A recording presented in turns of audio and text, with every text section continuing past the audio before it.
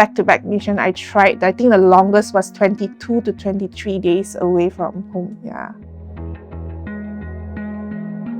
I'm Dr. Stephanie. I'm Associate Medical Director and also a flight doctor in EMA Global.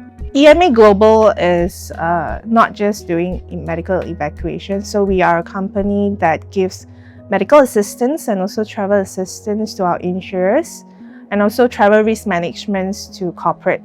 A part of it is medical evacuation and repatriation.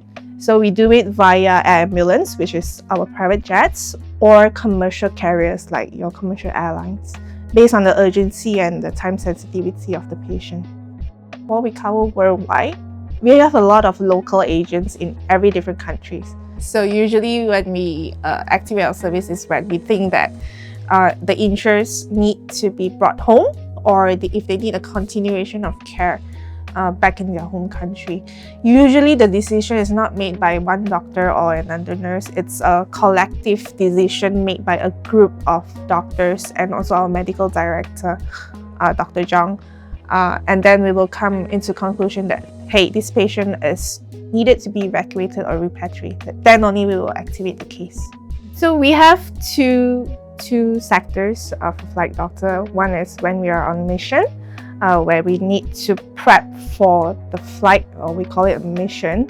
So before the flight, we will prepare our equipment, make sure everything is prepared, prepare our bags, and then we will pick the patient up from the hospital that they're in. We'll go onto an air ambulance, and then throughout the flight, we'll be in the cabin taking care of their medical care or necessities until we land, and we will send them to the hospital that they are catered and received for the continuation of care. Most of our patients are ICU patients or they are acutely injured. So to practice acute medicine in a cabin, in an ambulance, is very different from hospital, because hospital you have everything with you. But in a cabin itself, you have your medical bags that you already prepped, you have yourself, you have the patient, and you have maybe your nurse, and that's it. You cannot be frantically running around. Your patient is the focus. So we are trained for that. For equipment, we will usually try to prep as much as possible in our bags. And I think we are trained to look forward and predict what outcome that we're going to have, to predict what kind of deterioration the patient's going to have. That's why we always prep extra. So I have a personal bag that is always ready to go. Usually has maybe at least 2 sets of uniform, my stats, and my emergency drugs that I always keep with me. Yeah.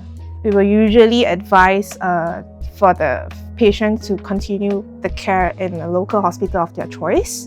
Or if we think they are fairly stable, they already receive adequate treatment and they just need to recover, they can be sent home. I would say the emotional part is when we really get to send a patient home and you really see tears of joy from your patient, like, I'm finally home, you know. I think that's the positive emotion that usually gets our team, like, we did a great job, because, you know, we get to send them home finally. Although they are still sick, but once you got home, everything is, I think it's worthwhile.